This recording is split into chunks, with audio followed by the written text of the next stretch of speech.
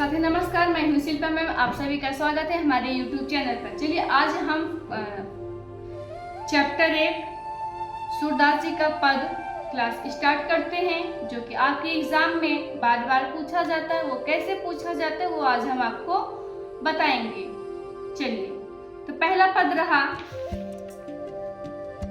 चरण कमले बंदो हरि राई, चरण कमले बंदो हरि राई, जाकी कृपा पंगु गिर लंघे, अंधे को सब कुछ दर्शाए, बहिरो शून्य गूंग पुन बोले, रंक चले सिर छत्र धराई, सूरदास स्वामी करुणा में बार बार बंदो तिहि पाई, चरण कमल बंदो हरि राई। चलिए, ये रहा पद। अब हम आपको बताएंगे कि एग्जाम में आप संदर्भ कैसे लिखेंगे, प्रसंग कैसे लिखेंगे, शब्दार्थ कैसे लिखेंगे, व्याख्या कैसे लिखेंगे, भावार्थ कैसे लिखेंगे, काव्य सौंदर्य कैसे लिखेंगे। ये सब आपके एग्जाम में पूछा जाता है। चलिए एक एक करके हम आपको समझाएंगे इसका अर्थ क्या है। ठीक है, आप पद पर मत जाइएगा कि मैम आपका राग नहीं बैठ रहा है, उस पर मत जाइएगा, वो तो बैठ ही जाएगा, वो तो चल ही जाएगा। आप इस चीज को ध्यान दीजिएगा कि अर्थ क्या बताया जा रहा है, उसका भावार्थ क्या निकल रहा है, उसका अर्थ क्या निकल रहा है। आप ये समझने की कोशिश कीजिएगा। ठीक है साथी। चलिए, तो जैसे कि आप जानते हैं यहाँ पे चरण जो कमल है, चरण में से होता है पैर। ठीक है साथी। बंदो में से क्या होता है, वंदना करना। राई, राई में से, हरि में से क्या होता है, श्री कृष्ण। जाकी में से क्या होता है, जिसकी। पंगु में से लंगड़ा, गिरी में से पहाड़, लंघे, लंघे में से क्या होता है, पार करना। ठीक है। सुने में से क्या होता है, सुनना। बहिरो में से बहरा, गूंग में से गूना, गूंगा, पुनि में से फिर से या पुनः से। ठीक है। रंग में से यहाँ पे गरीब का अर्थ है। तिहि में से उस, धारर, धराई में से धारर करना। तो पहले हम ये समझेंगे कि संदर्भ इसका, आप एग्जाम में पहले संदर्भ लिखेंगे। प्रस्तुत पद हमारी हिंदी पाठ्य पुस्तक के सूरदास के पद पाठ से लिया गया है। इसके रचयिता भक्ति काल के महान कृष्ण भक्त कवि सूरदास जी हैं। ठीक है साथी। आइए हम प्रसंग की तरफ चलेंगे। आप प्रसंग को हेडिंग बनाएंगे ब्लैक पेन से और ब्लू पेन से लिखेंगे उसके अंतर्गत, संदर्भ के अंतर्गत, प्रसंग के। प्रसंग में क्या लिखेंगे, इस पद में कवि ने भगवान हरि, श्री हरि की असीम कृपा और महिमा का वर्णन करते हुए उनके चरणों में अपनी श्रद्धा प्रकट की है। अब शब्दार्थ लिखेंगे जैसे मैंने अभी बताया था, अर्थ मैंने बता चुका है, फिर से देख लीजिए। पंगु में से होता है यहाँ पे लंगड़ा व्यक्ति, गिरी में से होता है पर्वत, दर्शाई में से दर्शन करना, बहिरो में से बहरा, मुंह किया फिर यहाँ पे आप मिलेगा आपको एग्जाम में गूंग में से क्या होता है, गूंगा व्यक्ति। ठीक है। रंग यानी गरीब व्यक्ति, छत्र राजचिन्ह छाता। तो आप अब ये हो गया आपका शब्दांश। आप इसका हेडिंग बनाएंगे नेक्स्ट, उसके नीचे व्याख्या। आप ब्लैक पेन से लिखेंगे, व्याख्या को हेडिंग बनाएंगे, उसके अंतर्गत लिखेंगे यानी पद का अर्थ लिखेंगे। ठीक है। अर्थ में क्या लिखेंगे, चल रहे मैंने अभी बताएंगे, तो आप उसको नोट कीजिएगा। ठीक है। कवि कहते हैं कि मैं भगवान हरि कृष्ण या श्री कृष्ण के कमल समान सुंदर चरणों की वंदना करता हूँ, जिनकी कृपा से लंगड़ा व्यक्ति पर्वत को लांघ जाता है, पर्वत को पार कर जाता है, और अंधे व्यक्ति को सब कुछ दिखाई देने लगता है, और बहरा व्यक्ति भी सुनने लगता है, और गूंगा व्यक्ति फिर से बोलने लगता है, पुनः बोलने लगता है, और गरीब व्यक्ति भी राजा के समान मुकुट धारण कर लेता है। इसलिए मैं उस करुणा में प्रभु के चरणों में बार बार प्रणाम करता हूँ, बार बार वंदना करता हूँ। आइए अब हम भावार्थ देखेंगे। आपके एग्जाम में भावार्थ भी पूछा जाता है, तो आप भावार्थ को भी जानते रहिए। भावार्थ कैसे लिखेंगे एग्जाम में, आप उस चीज भी अपने नोट्स में लिख लीजिएगा। सुनिएगा साथी, इस पद में भगवान की असीम शक्ति, दया और कृपा का वर्णन किया गया है। कवि का विश्वास है कि ईश्वर की कृपा से असंभव कार्य भी संभव हो जाते हैं। इसलिए मनुष्य को सदैव भगवान के चरणों में श्रद्धा और भक्ति रखनी चाहिए। यहाँ पे हम लिखेंगे काव्य सौंदर्य। जैसे कि आप जानते हैं रस क्या है, भक्ति रस। क्या है, भक्ति रस है। भाषा कैसा है, ब्रज भाषा है। छंद क्या है, पद है। अलंकार क्या है, अनुप्रास अलंकार, अतिशयोक्ति अलंकार है। भाव क्या है, ईश्वर की महिमा एवं भक्ति। जैसे कि आप जानते हैं आपके एग्जाम में प्रश्न उत्तर भी पूछा जाता है। ये आपके एग्जाम के लिए बहुत महत्वपूर्ण है, आपके एग्जाम में पूछा जाता है। तो जैसे कि कवि किसके चरणों की वंदना कर रहे हैं, किसके चरणों की वंदना कर रहे हैं, भगवान श्री कृष्ण के चरणों की वंदना कर रहे हैं, श्री हरि के चरणों की वंदना कर रहे हैं। भगवान की कृपा से कौन पर्वत को पार कर जाता है, कौन पार कर जाता है, पंगु लंगेनी लंगड़ा व्यक्ति पर्वत को लांघ जाता है, पर्वत को पार कर जाता है। रंग शब्द का क्या अर्थ है, क्या अर्थ है रंग का, गरीब व्यक्ति। इस पद में कौन सा रस है, कैसा रस है, अभी मैंने बताया था कैसा रस है, भक्ति रस है। कैसा है, भक्ति रस है। इस पद के रचयिता कौन है, महाकवि सूरदास जी है। कौन है, महाकवि सूरदास जी। ये रहा आपका पहला पद। उसका मैंने संदर्भ, प्रसंग, व्याख्या, अर्थ, काव्य सौंदर्य, भावार्थ सब बताया है, जैसे कि आपके एग्जाम में पूछा जाता है। चलिए अब हम चलते हैं दूसरे पद की तरफ। ठीक है सर, दूसरा पद। अभी गति गति कछु कहत न आवे, अभी गति गति कछु कहत न आवे, अभी गति गति कछु कहत न आवे। ज्यों गूंगे मीठे फल को रस अंतर्गति ही भावे, अभी गति गति कछु कहत न आवे। परम स्वाद सब ही सुनिरंतर अमित तोष उपजावे, परम स्वाद निरंतर अमित तोष उपजावे। मन बानी को अगम्य अगोचर सो जाने जो पावे, अभी गति गति कछु कहत न आवे।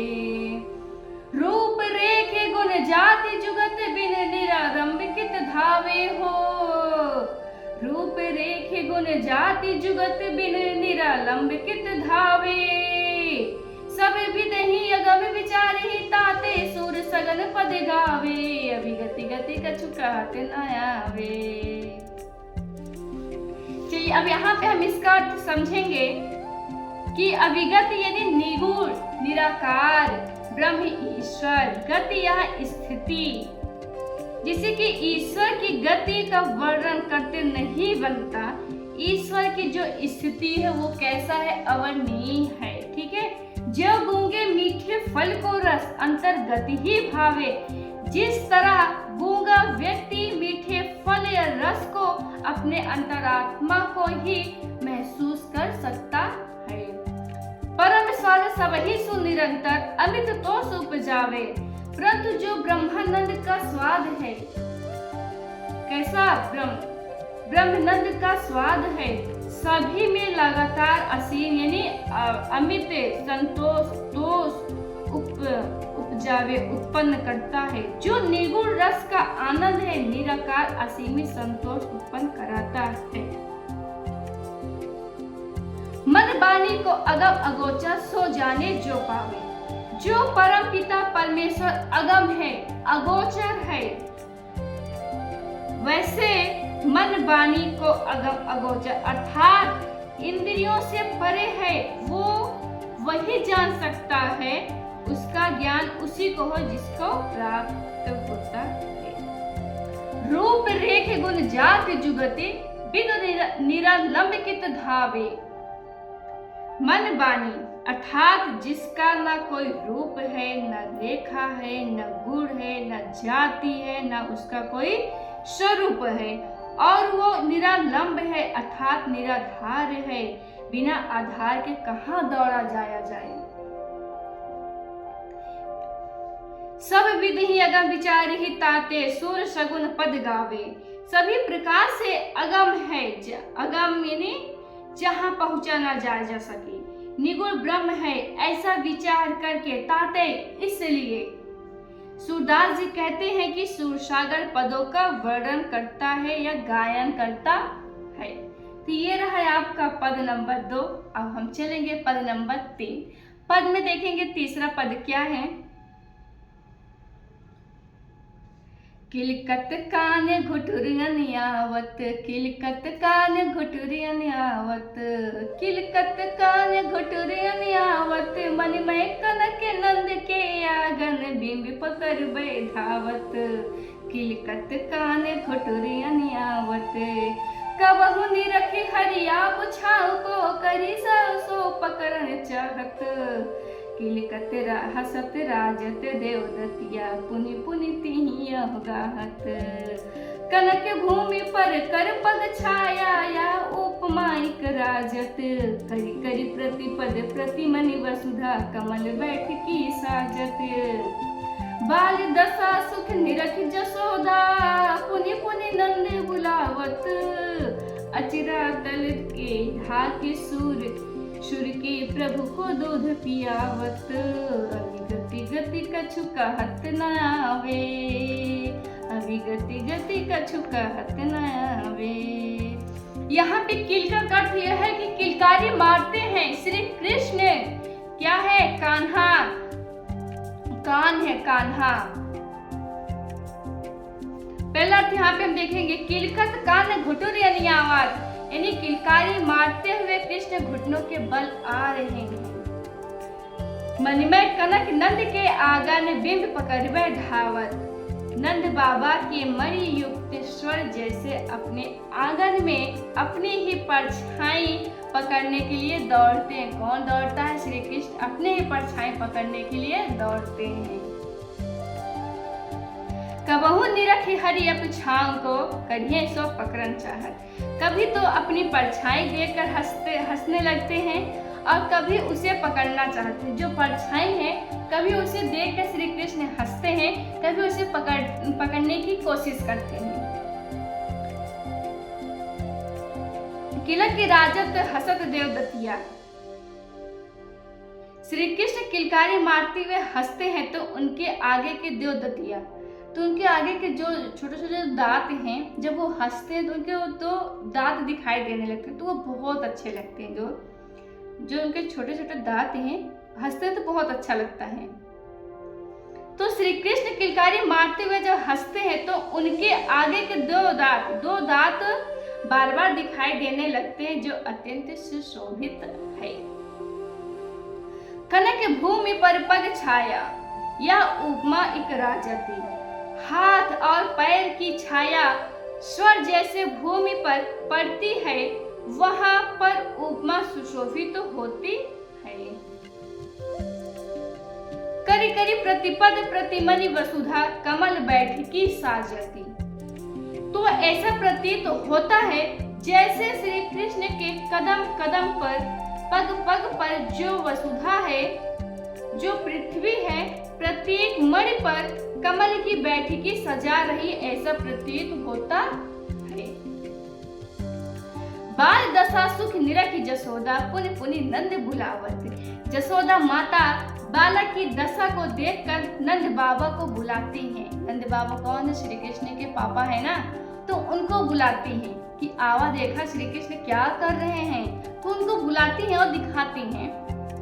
अचिरा तर ले ढाकी सूर्य के प्रभु को दूध पियावती। दूध पिलाते समय श्री कृष्ण को नजर न लग जाए तो आंचल के नीचे ढककर उनको दूध पिलाती है। कौन दूध पिलाता है? जसोदा माता। चलिए, तो यहाँ पे हम सब पद नंबर 3 हो गया है, तीसरा पद हो गया। आइए चौथा पद को देखते हैं। मैं अपनी सब गाय चल रही हूँ। अब श्री कृष्ण कहते हैं यहाँ पे कि मैं अपनी सब गाय चरइयो, प्रात होत बलके संग जइयो, तेरे कहे न रहियो। ग्वाल बाल गालनी के भीतर, नहियो डर नाही लागत, आजू ना सोयो नंद दुहाई, रैनी राघो जागत। और ग्वाल सब गाय चरइयो, मैं घर बैठे रहियो। श्री कृष्ण कहते हैं कि सब गाय चराएंगे और मैं घर बैठा रहूंगा। तो सूर्य श्याम तुम सो ही रहो, अब मैं प्रात जान मैं दे हूं।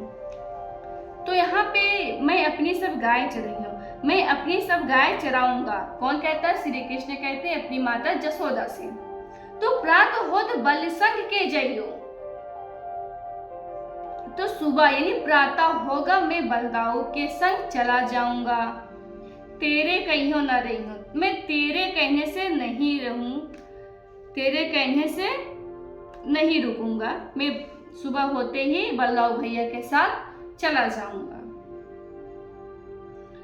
ग्वाल बाल गायन के भीतर न कहियो डर नहीं लागत, तुम कहती हो ग्वाल बाल के भीतर तनिक भी डर नहीं लगता। आजू ना सोए नंद दुहाई, रहनी राघो जागत। हे मैया आज मैं नहीं सोऊंगा। अब श्री कृष्ण माता जसोदा से कहते हैं गाय चराने के लिए कि हे माता आज मैं नहीं सोऊंगा, नंद बाबा की कसम खाकर कहता हूँ रात भर मैं जागता रहूंगा। तो आगे सुनिएगा। और ग्वाल सब गाय चरइयो, मैं घर बैठे रही हूँ, मैं सब और सब गाय चराने जाएंगे, मैं घर बैठा रहूंगा। श्री कृष्ण कहते हैं सूर्य श्याम तुम सोए रही हो, अब प्रातः शाम जइयो। यानी माता जसोदा कहती हैं श्याम तुम अब सो जाओ, प्रातः काल मैं तुम्हें जाने दूंगी। ये इसमें क्या है? सूरदास जी का वर्णन, यानी सूरदास जी का वर्णन है। माता जसोदा कहती हैं श्याम तुम अब सो जाओ, प्रातः काल मैं तुम्हें जाने दूंगी। आइए अब आगे देखते हैं आगे क्या है इसका अर्थ। मैया हाँ न चरही हूँ गाय, मैया हाँ न चरही हूँ गाय, सिगरे ग्वाल गिरावत मूसो, मेरे पाए पिराए। अब श्री कृष्ण पहले जिद करते थे कि गाय चराने के लिए, अब जिद करते हैं कि मैं नहीं जाऊंगा गाय चराने, मेरा वहाँ पैर दुखता है, मुझसे ही गाय वहाँ पे गिरवाते हैं। जो न प्रत्याही पूछी बलदाऊ अपनी सौगत, यानी न विश्वास हो तो बलदाऊ भैया से अपनी सौगत दिलाकर पूछ लो। यह सुनी माई जसोदा ग्वाली गाली देती रिसाई। इतना ही सुनकर माता जसोदा गुस्सा में गाली देने लगती हैं। मैं पटवत अपने लड़कों को आवे मन बहला, वो अपने लड़कों को भेजती हैं कि उनका मन बहलाया जाए। सूर्य श्याम मेरो अति बालक मारद ताहि गिराई, यानी मैया हाँ न चरही हूँ गाय। अब तो जिद करते थे मैया मैं तो गाय चराने जाऊंगा, अब जिद करते मैया हाँ न चरही हूँ गाय, मैं गाय चराने नहीं जाऊंगा।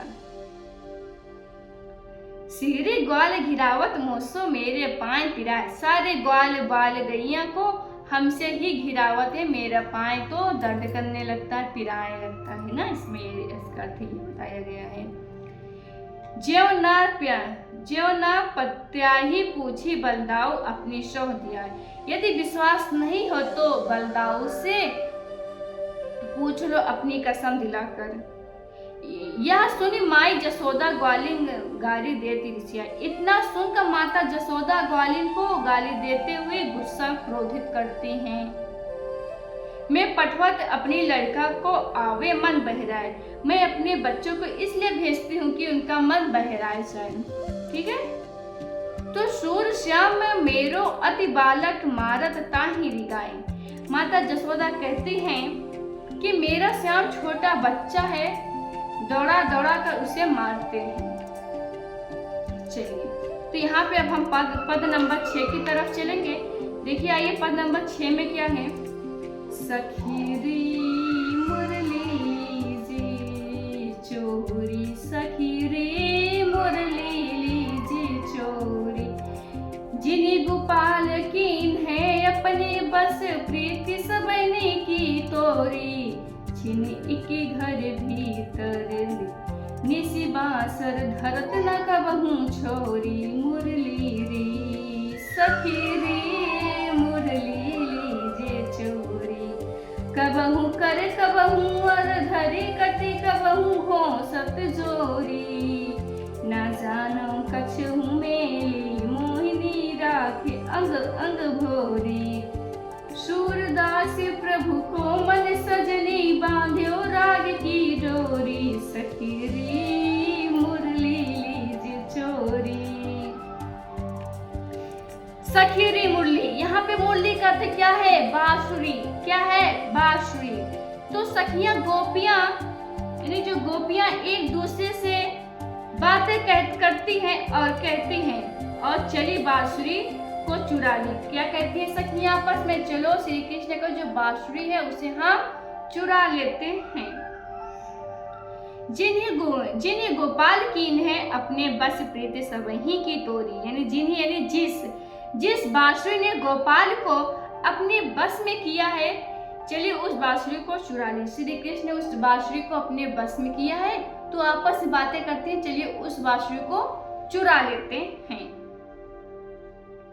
छिने एक घर भीतर निस बांसुर धरत ना, या खोल कर उसे बांसुरी को दिन रात घर भीतर कभी खोलते नहीं रखता है। यानी जो श्री कृष्ण जो मुरली को लिए रहते हैं बांसुरी को, वो अपने कमर में ही खोसे रहते हैं, वो उसे निकालकर घर में भी न बाहर कहीं रखते नहीं हैं। कबहू कर कबहू अधरने कटही कबहू खोसत जारी। कभी हाथों में, कभी होठों में, कभी कमर में जोर से खोस लेता है। वो कभी हाथों में लिए रहते हैं, कभी कमर में खोसते हैं, कभी होठों में। न जानो कछु मेली मोहिनी राखे अग अग भोरी। न जाने कौन सी मन मोहिनी उसे अंग अंग राखे, न जाने कौन उसे वशीकरण कर लिया है और उसे अंग अंग की वशीकृत कर लिया है। सूरदास से प्रभु को मन सजनी बांधो राग की डोरी।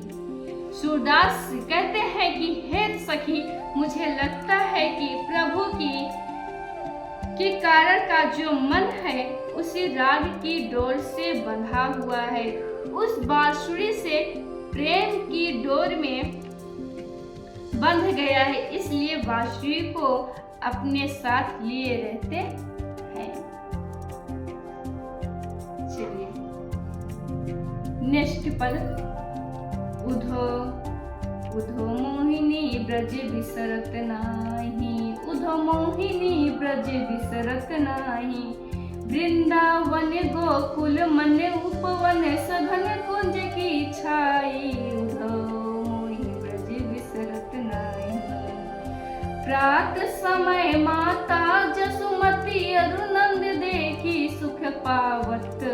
माखन रोटी दयो सजायो अति हित साथ खवावत। मोहि ब्रज बिसरत नाही। गोपी ग्वाल बाल संग खेलत सब दिन हसत रिसात। सूरदास धनी धनी ब्रजवासी जिन सोहित जगन्नाथ। मोहि ब्रज बिसरत नाही। सुनिएगा, उधो मोहि ब्रज बिसरत नाही। हे उधो, मुझे वृंदावन भुलाया नहीं जाता। यहाँ पे ब्रजविन से अर्थ ये होगा कि वृंदावन बिसरत भुलाया नहीं जाता। मोहि यानी मुझे। हे उधो, मुझे वृंदावन भुलाया नहीं जाता। वृंदावन गोकुल वन उपवन सघन कुंज की छाई। कुंज यानी छोटो वृक्षों का समूह, सघन गहन। वृंदावन गोकुल वन उपवन गहन छोटो वृक्षों का समूह, वाटिका की छाया मुझे भुलाया नहीं जाता। प्रात समय माता जासुमती अरुबंद देखी सुख पावत। यानी प्रातः जब होती थी माता जसोदा नंद बाबा देख सुख पाते थे। माखन रोटी दही सजायो अति हित साथ खवावत। यानी माखन रोटी दही मट्ठा मुझे बड़े प्रेम के साथ खिलाते थे। यानी कौन? माता जसोदा। किसे खिलाते थे? श्री कृष्ण को। गोपी ग्वाल बाल संग के खेलत सब दिन हंसा रिसात। गोपी ग्वाल बाल के संग खेलते हुए सारा दिन हंसते समाप्त बीत जाता था। यानी जो गोपी के साथ जो श्री कृष्ण थे उन्हीं के साथ खेलते हंसते पूरा दिन बीत जाता था। सूरदास घने धनी ब्रजवासी जिनसे हित जादू नाथ। यानी सूरदास जी कहते हैं ब्रजवासी लोग धन्य हैं। क्या है? ब्रजवासी लोग धन्य हैं जिनके प्रेम में श्री कृष्ण क्या है? श्री कृष्ण क्या है? चलिए नेक्स्ट। उधो मन न भय 10-20, उधो मन न भय 10-20, उधो मन न भय 10-20। एक हूँ तो सो गयो श्याम संग के राधे ईस। इंद्र शिथिल भय के सब बिन जयो देई बिन शीस। आशा लगी राहित तन श्वास जीवई कोटि बरीस। तुम तो सखा श्याम सुंदर के सकल जोग के ईस। सूर हमारे नंद नंदन बिनु और नाही जगदीश। उधो मन भय न बीस। उधो मन न भय 10-20। उधो कहते हैं कि निगुण ब्रह्म की आराधना करो और श्री कृष्ण से मन हटा लो। कहते हैं मन उनसे हटा लो। एक हितो सो गयो श्याम संग के अधायो। गोपिकाएं कहती हैं कि हे उद्धव हमारे मन भय 10-20। हमारे मन 10-20 नहीं है, हमारे तो मन एक ही है। इंद्र शिथिल भय केशव बिन जेव देहि बिन शीस। एक ही तो था जो श्याम के संग चला गया। एक ही मन था, वो भी श्याम के संग चला गया।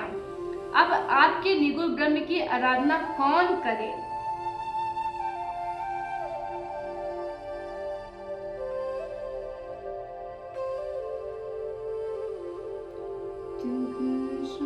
इथिर शिथिल भय केशव बिन जेहु दीन।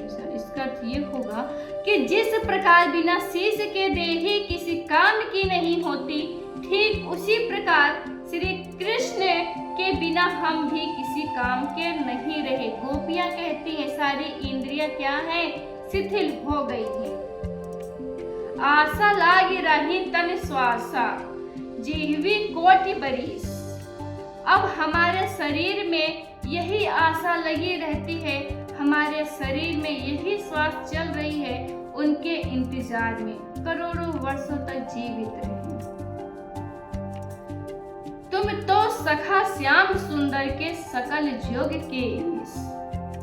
तुम तो श्री कृष्ण के सखा हो, मित्र हो, संपूर्ण योग के ईश्वर हो।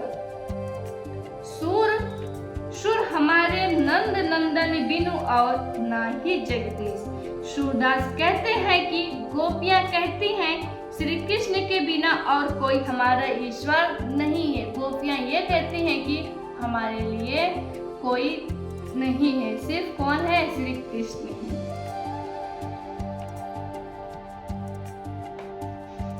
चलिए नेक्स्ट पद की तरफ चलेंगे।